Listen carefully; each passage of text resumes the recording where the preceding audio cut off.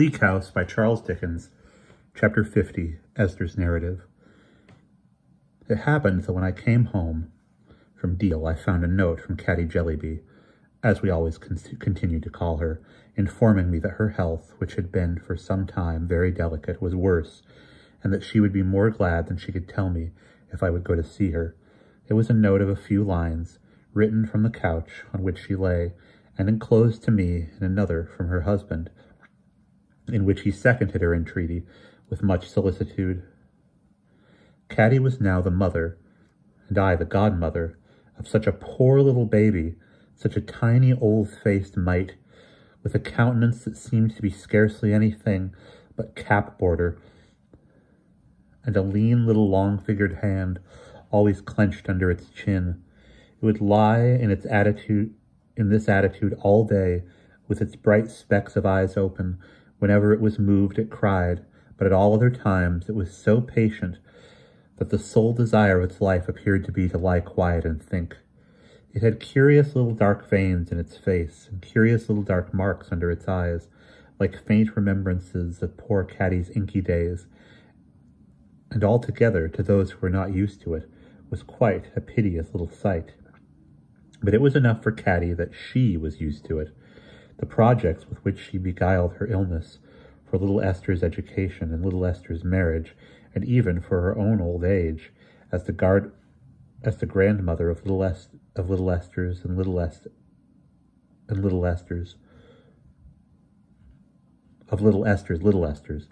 was prettily expressive of devotion to this pride of her life. To return to the letter, Caddy had a superstition about me, which had been strengthening in her mind ever since that night long ago when she had lain asleep with her head in my lap. She almost, I think I must say quite, believed that I did her good whenever I was near her. Now, although this was such a fancy of the affectionate girl's that I am almost ashamed to mention it, still it might have all the force of a fact when she was really ill. Therefore I set off to Caddy, with my guardian's consent, post-haste, and she and Prince made much of me. Next day I went again to sit with her, and next day I went again. It was a very easy journey, for I had only to rise a little earlier in the morning and keep my accounts and attend to housekeeping matters before leaving home. But when I had made these 3 visits, my guardian said to me on my return at night, "Now, little woman, this will never do. Constant dropping will wear away a stone, and constant coaching will wear out a Dame Durden. We will go to London for a while and take possession of our old lodgings."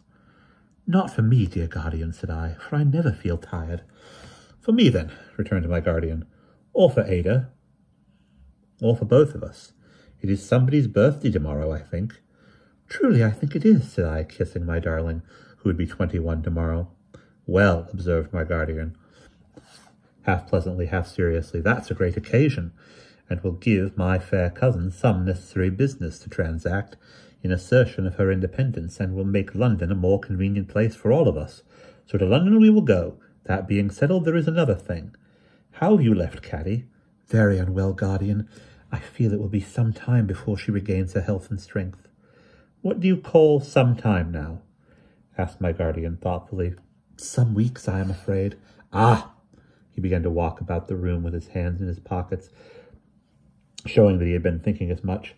"Now, what do you say about her doctor? Is he a good doctor, my love?" I felt obliged to confess I knew nothing to the contrary, but that Prince and I had agreed only that evening that we would like his opinion to be confirmed by someone. "Well, you know," returned my guardian quickly, "there's Woodcourt." I had not meant that, and was rather taken by surprise. For a moment all that I had in my mind in connection with Mr. Woodcourt seemed to come back and confuse me. "You don't object to him, little woman?" "Object to him, guardian? Oh, no."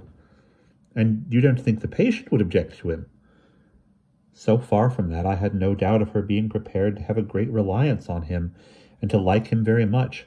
I said that he was no stranger to her personally, for she had seen him often at his kind attendance of Miss Flight. "Very good," said my guardian. "He has been here today, my dear, and I will see him about it tomorrow." I felt in the short conversation, though I did not know how, for she was quiet, and we interchanged no look, that my dear girl well remembered how merrily she had clasped me round the waist when no other hands than Caddy's had brought me the little parting token. This caused me to feel that I ought to tell her, and Caddy too, that I was going to be the mistress of Bleak House, and that if I avoided the disclosure any longer, I might become less worthy in my own eyes of its master's love. Therefore, when we went upstairs and had waited listening until the clock struck 12, in order that I only might be the first to wish my darling all good wishes on her birthday, and to take her to my heart, I set before her, just as I had set before myself, the goodness and honor of her cousin John, and the happy life that was in store for me. If ever my darling were fonder of me at one time than another in all our intercourse, she was surely fondest of me that night, and I was so rejoiced to know it, and so comforted by the sense of having done right in casting this last idle reservation away, that I was 10 times happier than I had been before. Next day we went to London. We found our old lodging vacant, and in half an hour we were quietly established there, as if we had never gone away.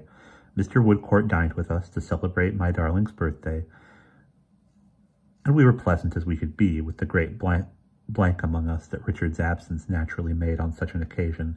After that day I was for some weeks, 8 or 9 as I remember, very much with Caddy, and thus it fell out that I saw less of Ada at that time than any other since we had first come together, except the time of my own illness.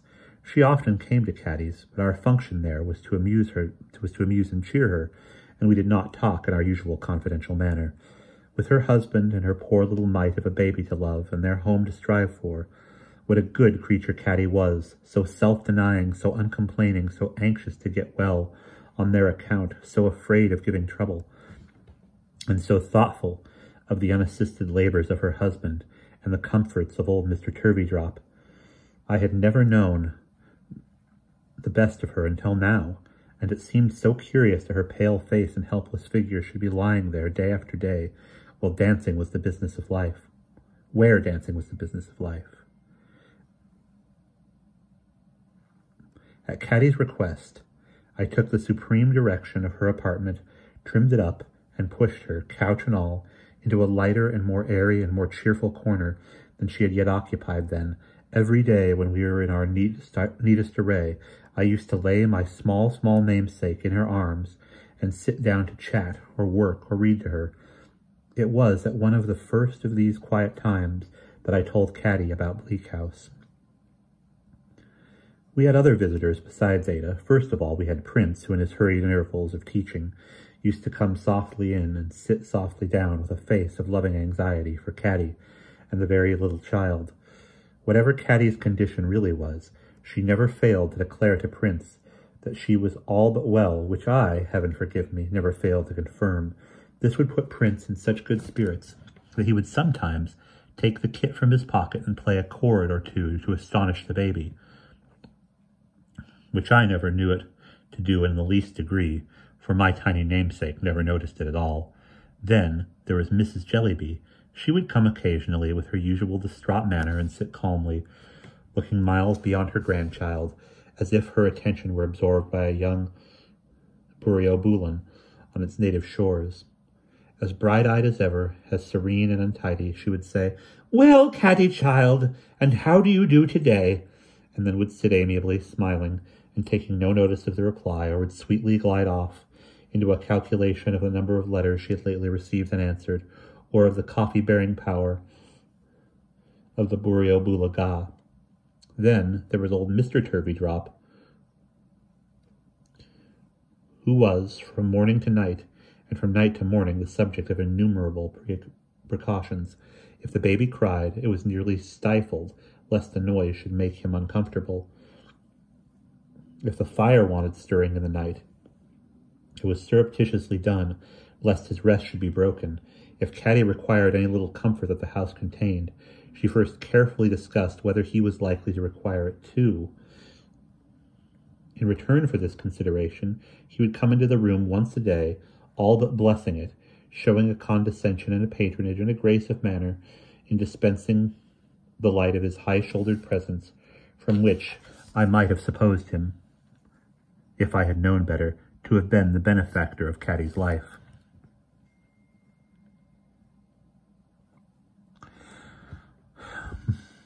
"My Caroline," he would say, making the nearest approach that he could to bending over her.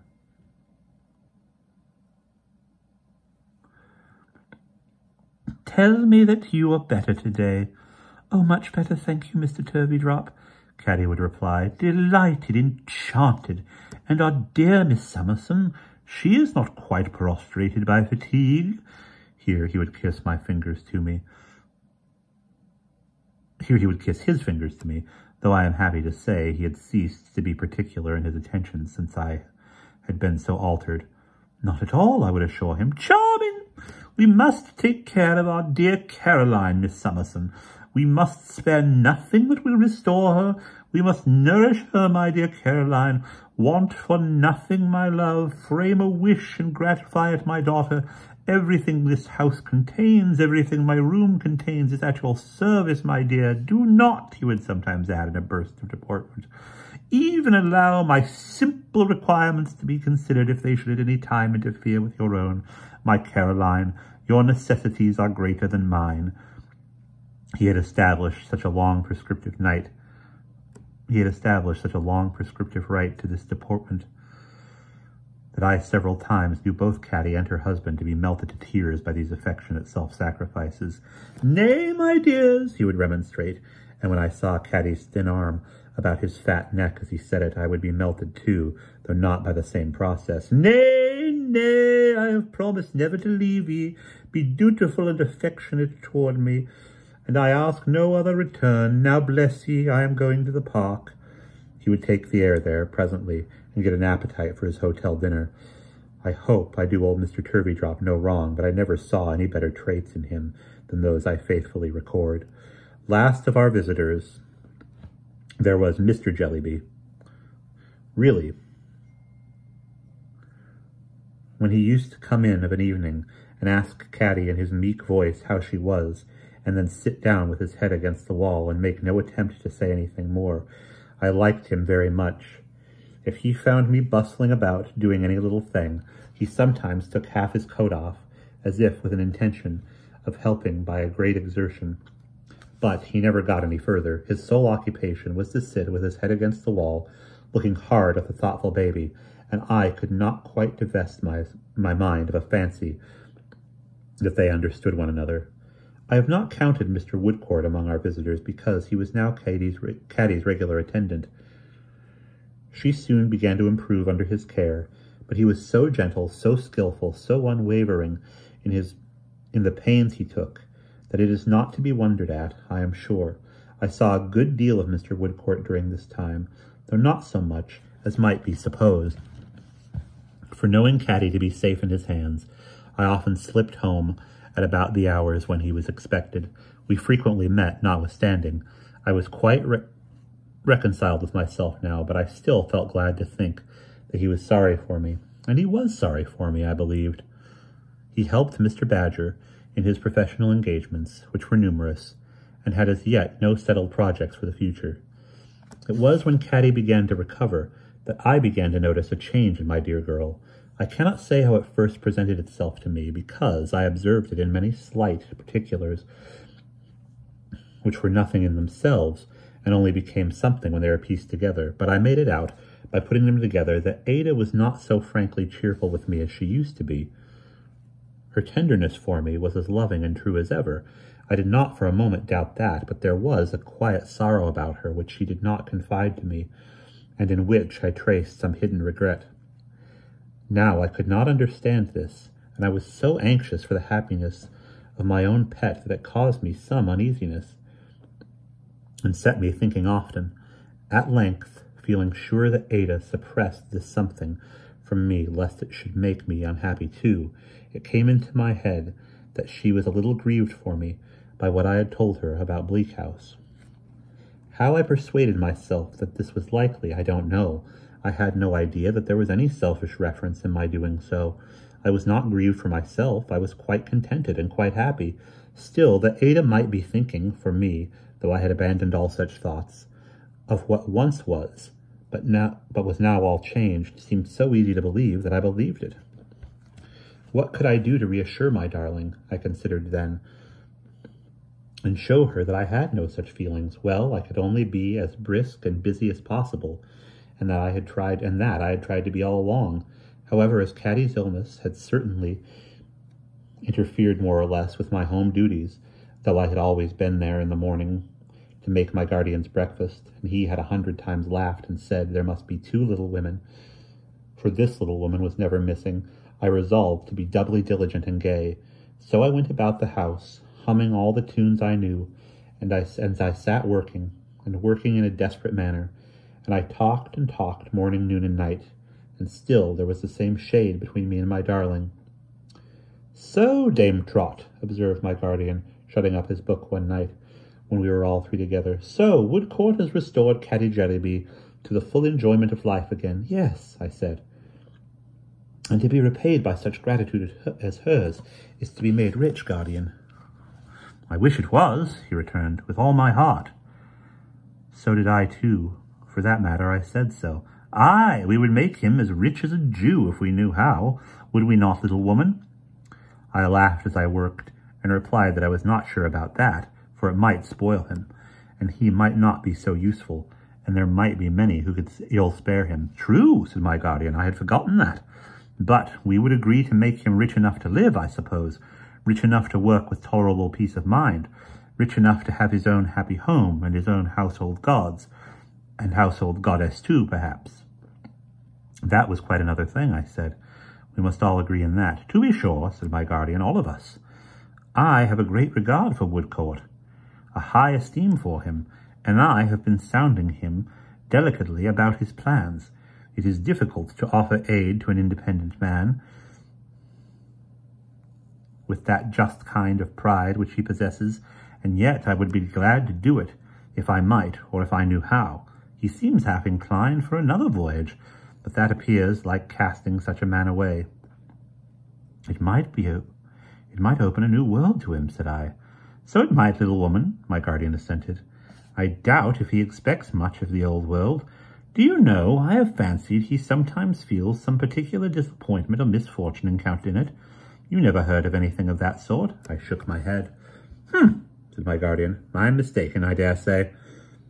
As there was a little pause here, which I thought, for my dear girl's satisfaction, had better be filled up, I hummed an air as I worked with a favourite with my... I hummed an air as I worked, which was a favourite with my guardian. And do you think Mr. Woodcourt will make another voyage? I asked him, when I had hummed it quietly all through. I don't quite know what to think, my dear, but I should say it was likely at present that he will give a long trial to another country.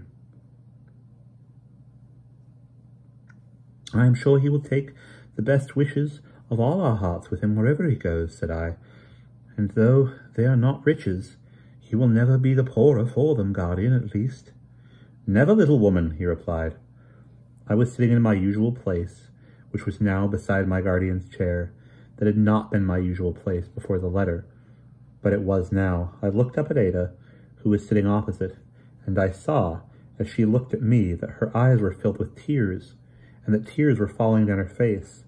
I felt that I had only to be placid and merry once for all to undeceive my dear, and to set her loving heart at rest. I really was so, and I had nothing to do but to be myself.